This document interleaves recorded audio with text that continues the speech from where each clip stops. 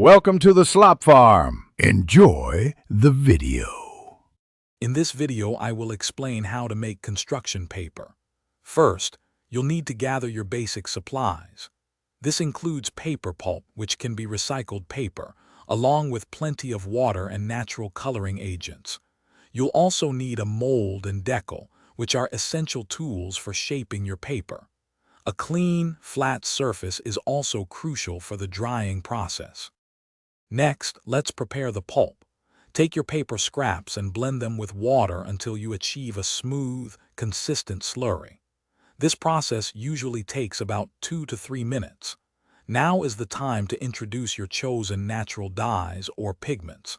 Mix them thoroughly into the pulp to ensure an even color distribution throughout your future construction paper. Now for the exciting part, forming the sheets. Submerge your mold and decal into the prepared pulp mixture. As you lift it out, a thin layer of pulp will settle on the screen. Gently shake the mold from side to side to ensure the fibers interlock evenly.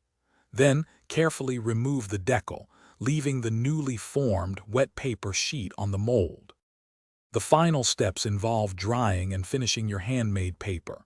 Carefully transfer the wet sheet onto a felt or cloth, then press it gently to remove as much excess water as possible.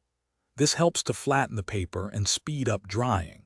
Allow the paper to air dry completely for at least 24 hours. Once dry, you can trim the edges for a perfectly neat finish.